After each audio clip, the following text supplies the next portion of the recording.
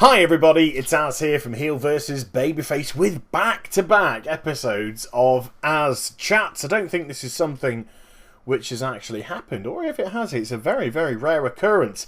And like all AzChats, this is going to be a veritable feast for your ears, as opposed to a feast for your eyes. So if you do have something that you need to be getting on with, like hanging the dog on the washing line to dry, or of course taking your cat to the off license to buy some wine, all you have to do is crank me up in the background and get on with whatever chores and jobs you have to do around the house. There we go. Now, most of you would have heard this by now. Some of you may have heard of it. Maybe none of you have heard of this. But the topic of conversation is something I could not leave unturned. And that's the news that Greg GHOSTCRAWLER Street is set to leave Blizzard. He's said that he's quit Blizzard and he's going to move on to something which he had an offer he couldn't refuse type of thing. It seems to be the news coming out of his own personal Facebook and Twitter and such. So I'm going to discuss in this AzChat whether GHOSTCRAWLER leaving Blizz Entertainment is a good thing, a bad thing, whether it, we probably won't even notice, etc, etc, etc. Now, first things first, I'm absolutely under no capacity going to use this as a personal attack on Greg GHOSTCRAWLER Street for my own beliefs. I'm going to come at this from the perspective of a paying World of Warcraft subscriber, and also from the content which I have personally experienced myself, which fall under his watch. To all intents and purposes, whenever I've heard anything about GHOSTCRAWLER from a professional and personal standpoint, he comes across as a very nice person. I've not heard anything bad ever said about the guy. I know that he's kind to small animals and children and such. And the world always needs good people. So regardless of my thoughts and feelings, none of this, absolutely zero of this, is going to be a personal attack on the guy. Absolutely no way whatsoever. I wish Greg all the best wherever he moves to in the future, and I seriously and I genuinely mean that. Wherever he goes, whatever he does, I hope he's a roaring success and very happy indeed. Now, just to kind of fill in a wee bit of information about him, he joined Blizzard Entertainment in January of 2008 as the lead system developer, which means that he is responsible for the content within the World of Warcraft. And this was coming at a time when the World of Warcraft was just about to go, or had just gone into beta testing for Wrath of the Lich King. So we have him about halfway through Burning Crusade arriving at the company. And Burning Crusade has been a roaring success so far for Blizzard Entertainment, taking the World of Warcraft subscription numbers from about 8 million at the start, and when we leave Burning Crusade, they're on 11.5 million.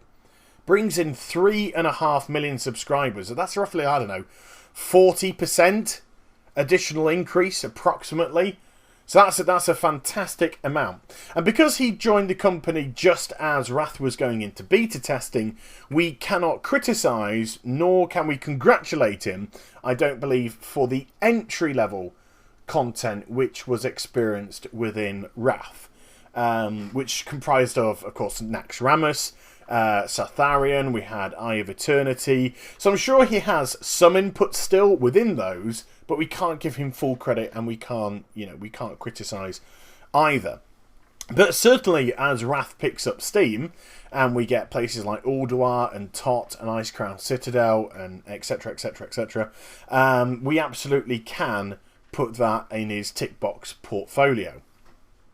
Now, I'm going to try and be as concise as I possibly can in this video as well. I don't want to dawdle too much. I want to kind of almost take it from the point of view as a case proposed in front of a judge. And I want you to make your own personal decision based on your own personal experience within the Warcraft, regardless of when you've joined, whether it be in the Burning Crusade like myself, or Vanilla, or Wrath, or Cata, or Mists. Just put your own personal experience down below. Bearing in mind, of course, the later you join the game, the more content you've already had available to experience because of the time which has passed. Now, already we had a first little wobble with Greg when we discuss Icecrown Citadel. Now, there's no denying Icecrown Citadel was a fantastic raid. Absolutely, it was a wonderful, wonderful raid. But a decision was made somewhere, which, of course, had to be okayed by Greg, to run it for a year without adding any new content. I think we ended up getting Hallion, this dragon which they stuck in the Wormrest Temple, and that seemed to be an afterthought content. So although Wrath of the Lich King was a roaring success, which peaked at just shy of 13 million subscribers, tapered off towards the end of its life a wee bit. Not massive amounts, but I think when Wrath of the Lich King finished, it was in the 11.x million subscribers. So pretty much where it had been when we started, and it had gone through a peak and then was going through a trough.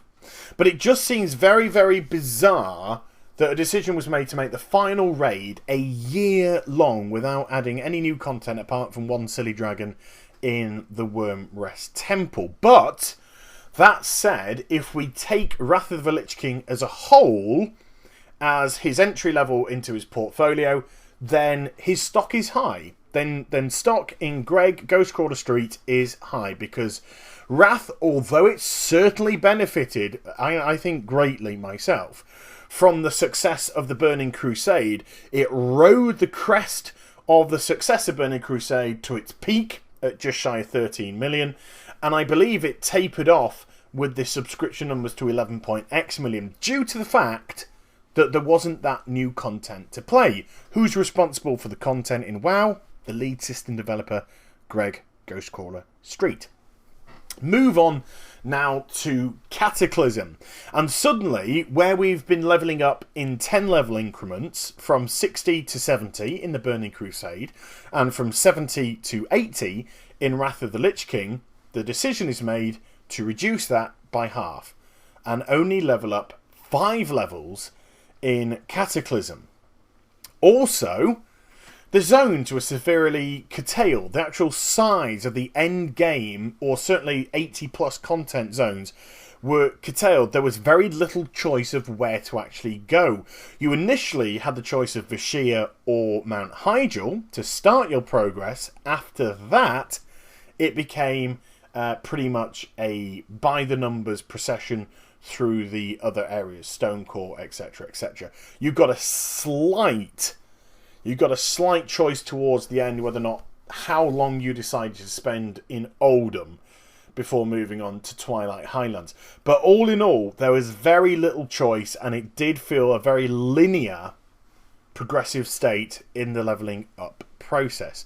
More worryingly, though, when you actually hit level 85, they kind of forgot about the content. Oops.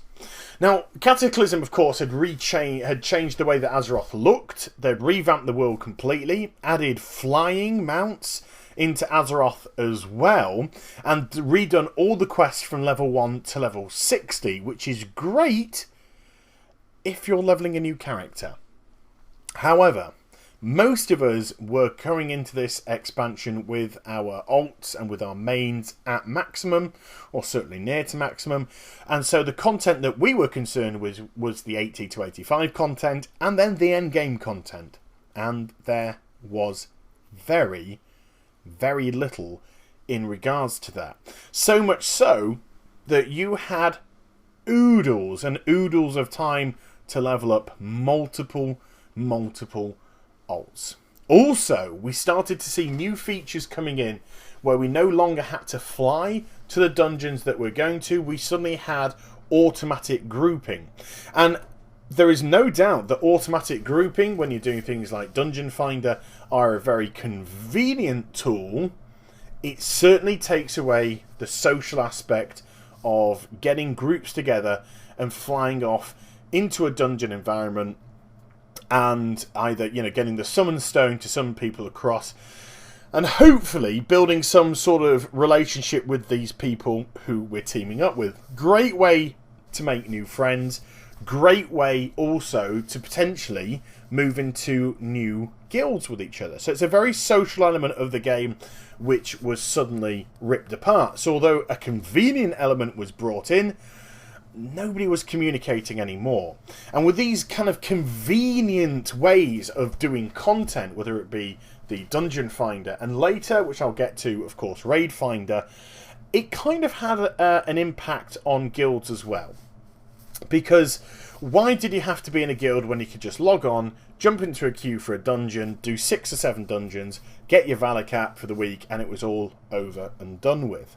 Also, the addition of guild levels and guild ranking suddenly brought forth a rampant aspect of people just getting into guilds to monetize and to profiteer from them. There was no genuine social interaction within the guilds.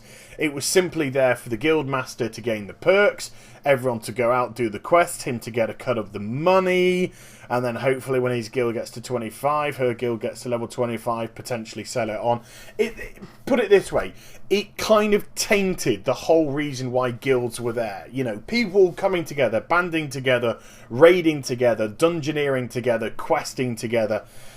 It cheapened that, and once more, it was brought in on Greg's watch. Now, can I just say before I proceed with any of this, you may agree with this, you may not agree with it. It's entirely your point of view. As I've said, this is from my point of view as a paying WoW customer. I'm just telling you what I feel and what I think.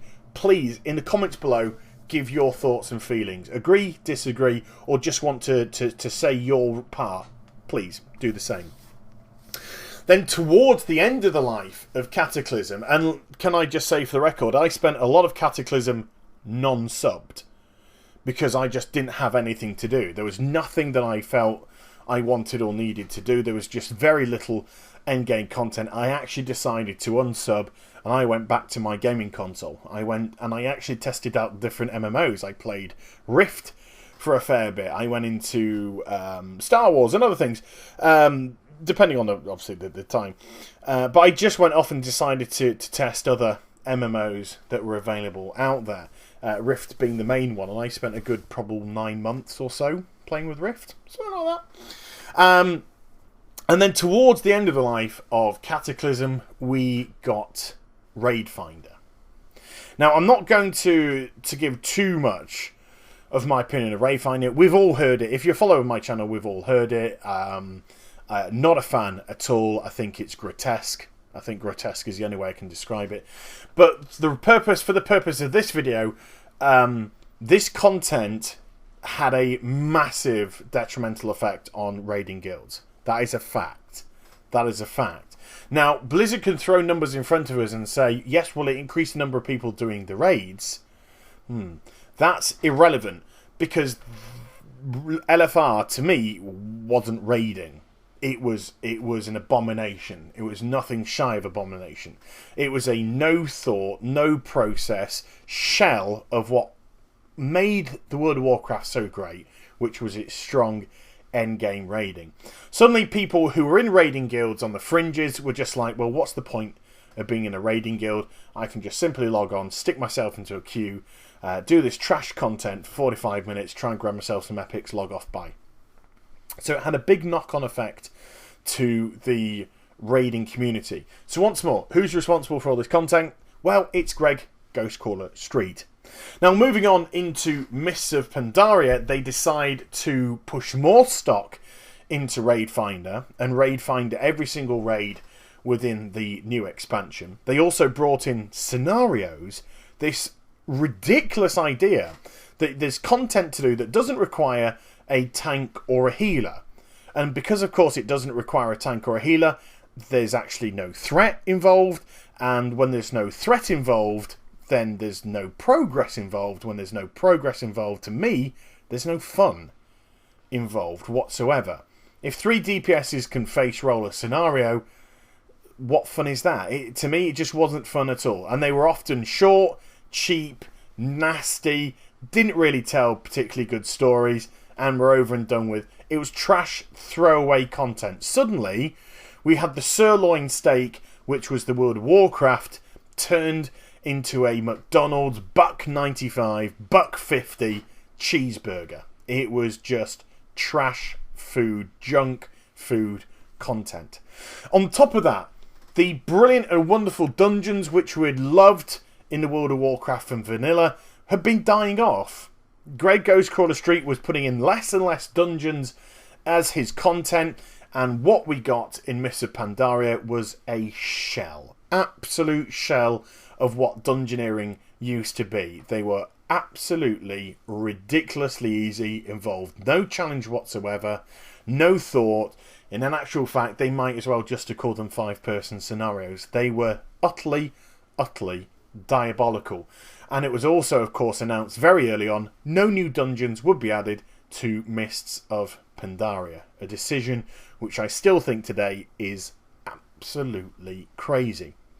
On top of that, we had an awful linear levelling up process which offered virtually zero in choice as to where you wanted to level. So if you did have alts that you wanted to play with, it felt so monotonous and so grindy and like Groundhog Day over and over and over again, as you did the same quests all the time, going to the same places, seeing the same people.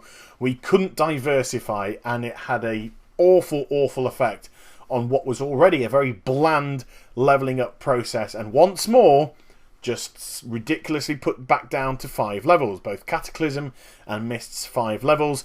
There was no real development of story there. There was no real development in characterisation. And personally, I didn't feel any bond between any of the new races given us in Mists of Pandaria. We then had the debacle, of course, which was the saturation of daily quests as endgame content for people to do. Hiding gear behind faction vendors. So although Blizzard tried to defend themselves by saying you don't have to do daily quests to get Valor points, you can do scenarios, you can do dungeons, and that's a great way to get them. You couldn't spend those Valor points on gear unless, of course, you had the reputation with the factions to get the reputation from the factions. Well, guess what? Yep. You had to do the dailies. It was a massive cock-up. There was also a colossal muck-up in PvP. The disparaging differences between gear. So people who wanted to try and get into PvP were getting annihilated because they simply couldn't compete with the gear levels of the people who decided to jump on board from day one. Ridiculous catch-up mechanics were then added in. Resilience was then messed around with, put onto people's characters as base. It just became nothing short of an unmitigated mess. And on top of that, the balances between classes were now so worlds apart, with so much CC and so much crap and item bloat in the game. It was a mess. Everything was just an out-and-out mess. Now, they've tried desperately hard, especially in patch 5.4, to try and turn some of this around. Ditch the daily element, ditch the grind element, which it felt like, and create sandbox items like Timeless Isle. But you have to feel as if these kind of decisions were made after a crisis meeting.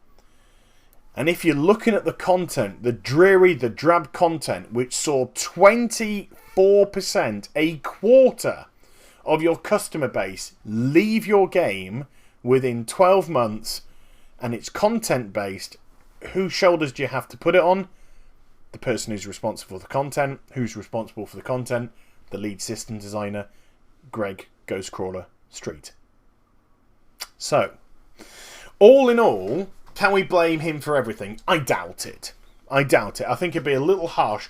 But because he is the lead system designer, he is actually ultimately responsible for it all. How much input has he had within Warlords of Draenor? We do not know, because we do not know how long his decision to leave the company has been known. And I'm talking within the actual Blizzard Entertainment itself, not with us. It could have been a decision that was made a few months ago, and he's working out a notice period, ergo he's had limitations with his input and his role, etc., etc., etc.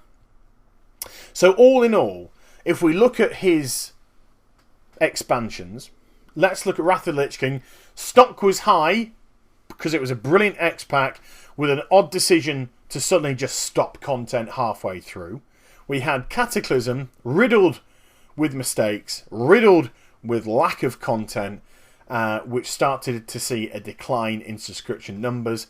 And then Mists of Pandaria, which to me is just an absolute debacle of an X-Pack. It lacked direction, it seemed to be all over the shop, the content was absolutely dreadful, and the characters, and I'm not talking about your Garroshes, I'm talking about your Pandarans and your Jinyan and your Hosen, just seemed to be so detached from anything that we could relate to.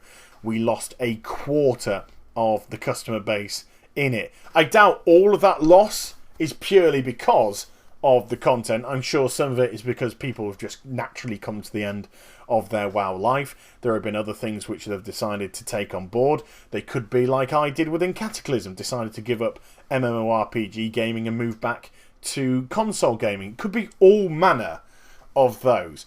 But if we have to look at it from that kind of logical standpoint and that kind of consumer standpoint, which I am doing, then personally, I don't necessarily think it's a bad idea that Greg leaves.